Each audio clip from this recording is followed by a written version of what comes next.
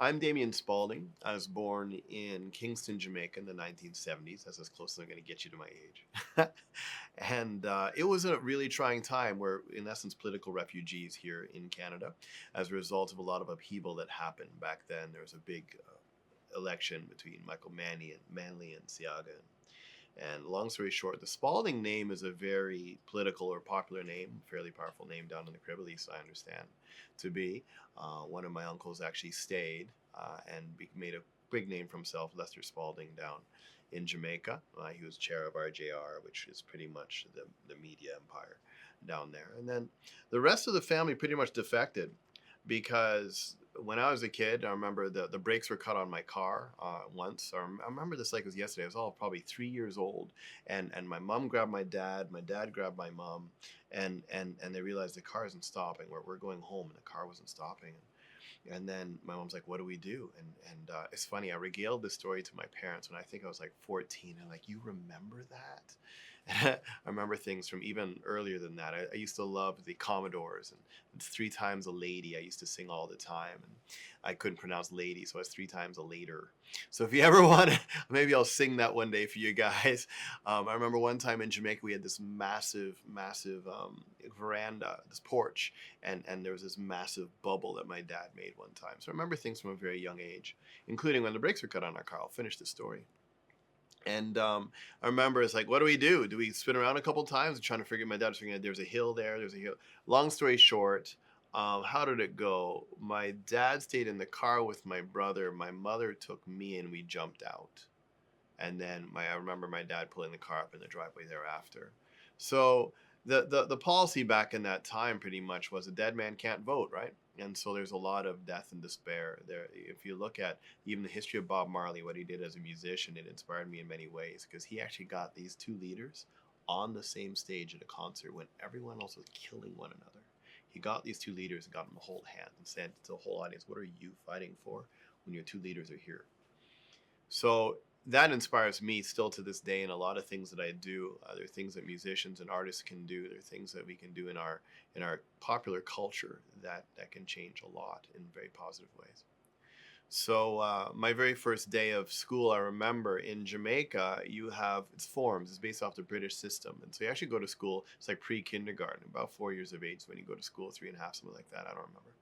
I remember I've always been kind of not courageous, I guess. Not I've always been very shy, actually. Honest truth of it, I used to be one of the most introverted people you will ever meet. I was so shy I could not introduce my parents and my teacher, parent teacher night, and I think grade kindergarten or grade one. Like it was bad after I moved to Canada, and I was shy my entire life. I remember my dad saying to me all the time, "You got to come out of your shell. You can't always stay in your shell."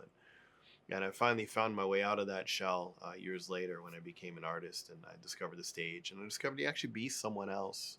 Um, and I was Dracula in a high school production, and people started calling me Dracula for a month after the performance. I'm like, I'm not. I'm black. Like I'm not even. How can I be Vlad? Like this is just stupid. And I realized that role it had nothing to do with me, but it left an impression. It's like I could be someone else. I could be a caricature of myself. I'm getting out of sorts here. I'm getting out of order. But I want to go here for a little bit. In that, I remember when I was in grade 7 and grade 8. Finally, in grade 5 and grade 6, I was picked on. I spent all the recesses leaning up against a brick wall, watching everyone else play, because my family moved when I was in grade 5, and things just fell apart thereafter. And I remember by the end of grade 6, I spent my recesses in the office answering the phone for the office when the teachers were on break, because I'd much rather be there than actually outside where all the villains were. It was insane. And so when I went to grade 7 and grade 8, I was very quiet and reserved and not really. And I learned Myers Briggs. I used to resonate as an INTJ. I'm now an ENFP, if you want to call me something. Notice N always stayed the same. I've been a very intuitive fellow. And I learned all these different personalities and I realized, what is it like to go from introversion to extroversion? What's it like to go from thinking and judging to feeling and perceiving my environments? So I decided to flip a switch in grade 9 and I decided to operate on the other side of the tracks. And I became one of the most crazy out there. I flirted with everyone I can flirt with. I hung out with everyone I can hang out with. I just, everything that was opposite what I once was. I experimented with, and I realized I didn't die. And I realized so much of life is an avatar in so many ways. So it's the stage that actually got me out of my shell when I realized that I could be someone else. But going back, let's go back in time to Jamaica. And so going to school, and I've always been, even though I'm very shy and implosive and introverted, I always was courageous. I remember I had slept. My mom was teary. My dad was in the back. I still remember this. My mom was in the passenger side, and I came out the back door, and I had my backpack on. I'm looking out at this field, and there's a gazebo in the distance, and the road was here, and it was like a big box. There's a number of big buildings that made and there's a courtyard that all the kids played at. And my mom said, "Okay, Damian, you don't have to be scared." And by the time she said that, I would have slammed the doors. I was walking down the courtyard. "Bye, Mom." And she's like, "What, my kid?" And I remember walking up, and these rough kids, grade sixes, they 4, 5, 6s, and that's really old for when you're like in whatever grade 0. And they're showing their muscles, and they're being all cool and tough. And then I don't remember the rest of that morning. And I didn't realize why I didn't remember the rest of the morning until many years after my parents told me the story. And what happened was I saw these guys with my mom got a call about an hour or two later, said, pick your son up, because I saw these guys doing the muscle thing. And then I walked into, there's a white building, I think, in the far side. I think it was white. And that's where my memory stops. And I think supposedly some kid came to me. It wasn't too abusive or anything, but some kid came to me and he asked me, "Who am I voting for?" I'm like, "I'm 4." Like, who? But again, a dead man can't vote back then, right? And everyone wants to know who's voting for who. And so I said whatever the name was, especially my last name being Spaulding, right? And I don't know if we're even voting for the Spaulding that was in politics at that time. I don't even remember the name of the gentleman. I just know that there was a target on me. And I said whatever name I heard the most. And then he said, and I don't know what that name is. And the kid said to me, "Okay, then tomorrow I'm going to take my daddy's gun. I'm going to come to school and I'm going to shoot you." And he meant it.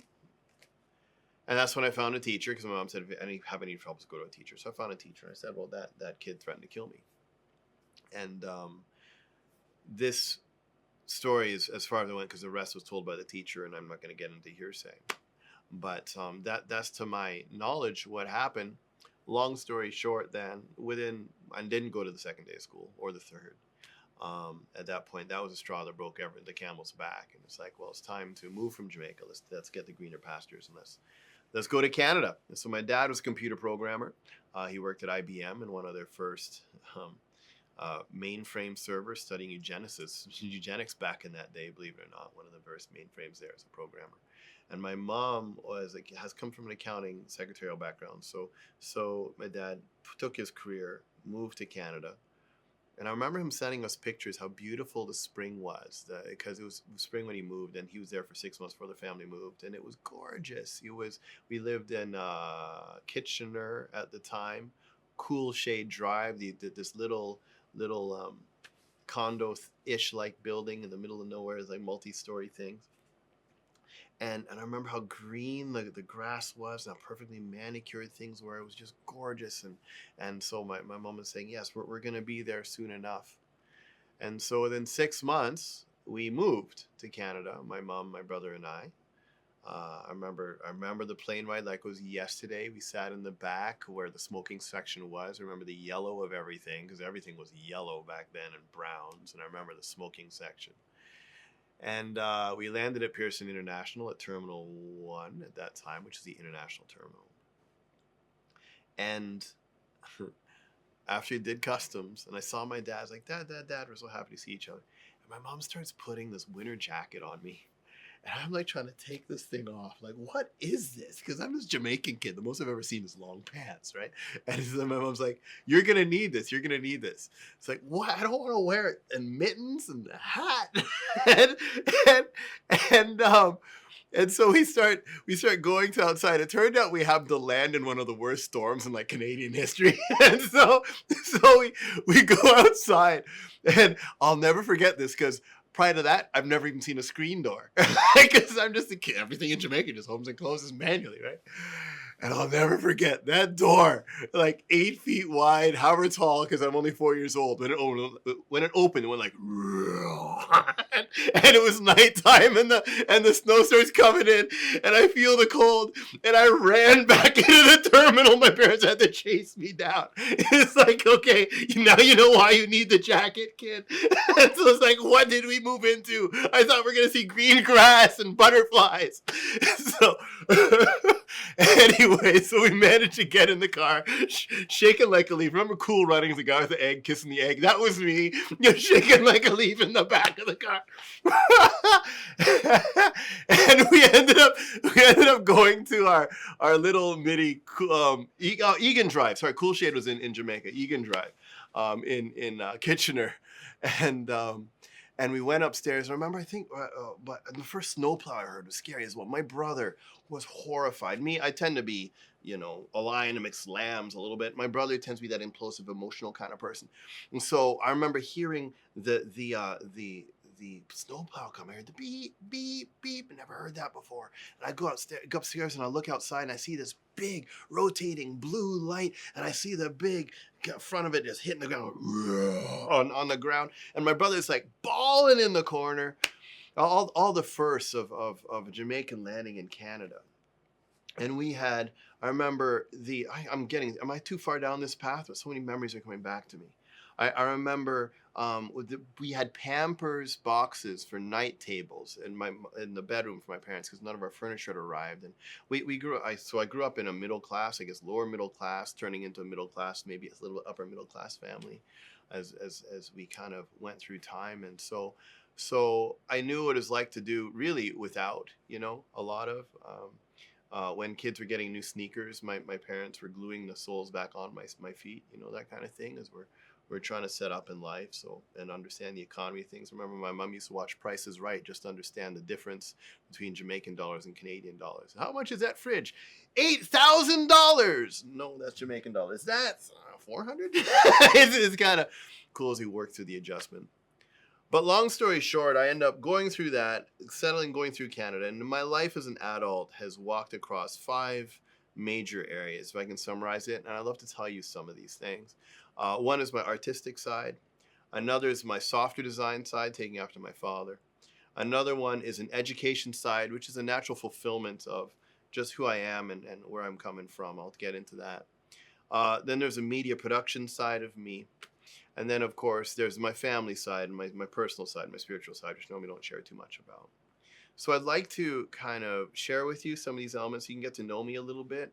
But I know a lot of people like hearing the stories that I have and some of my experiences and getting to know me a little bit. So I'll regale some more stories with you, and I look forward to sharing with you some more, a little bit of who I am, where I come from, and then how that pertains to a lot of the major achievements that you're seeing right now in our world. So I thank you for investing that time with me. I really do. Anyway, we'll see you on the next video.